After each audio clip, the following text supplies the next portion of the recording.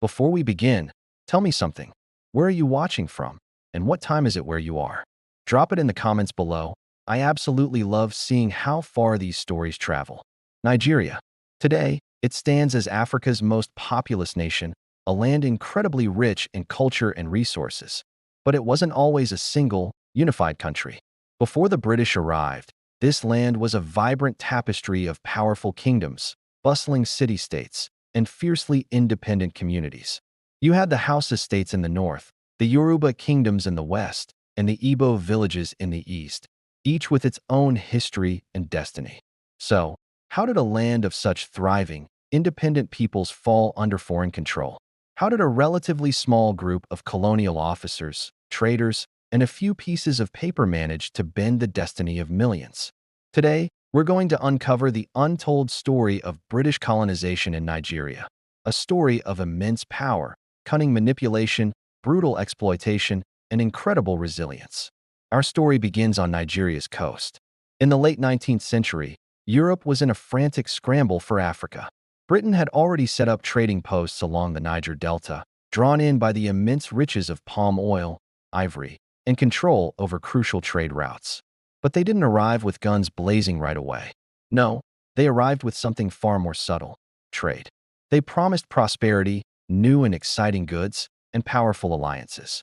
Local rulers, intrigued by these European products and eager to get an edge over their rivals, started signing treaties. But here's the catch. These treaties were almost always written to favor British interests, slowly but surely chipping away at local sovereignty. And here is a quick curiosity moment for you. Did you know that many Nigerian leaders didn't even fully understand what they were signing? Some believed they were simply forming friendly trade agreements, not surrendering their authority. It was a classic case of fine print having devastating consequences. By the 1880s, British influence was spreading like wildfire, first along the coast and then pushing deeper inland. The foundations of colonization were being quietly and methodically laid.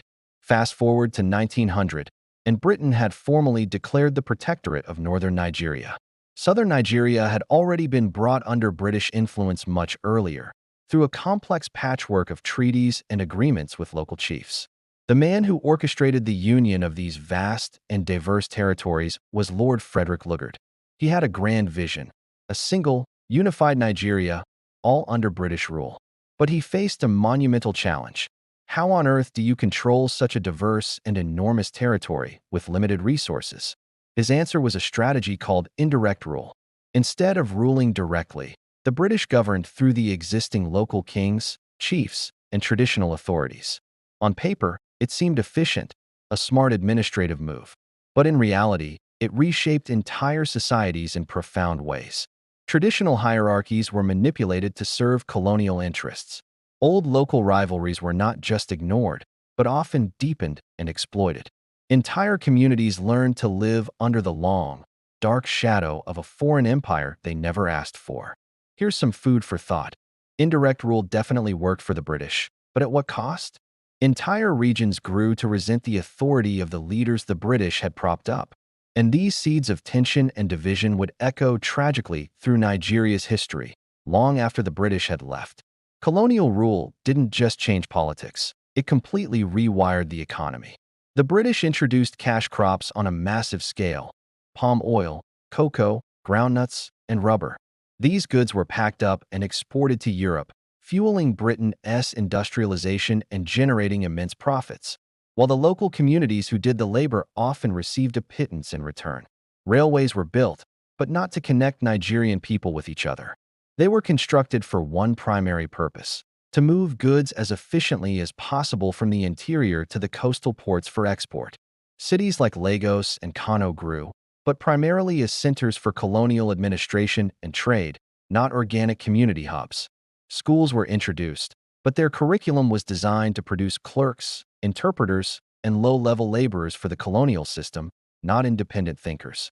And get this, entire local industries, like textile production, were intentionally suppressed to prevent them from competing with British imports. The empire didn't just govern Nigeria, it fundamentally reshaped its economy to serve its own needs, creating a cycle of dependency. But not everyone accepted this new reality quietly.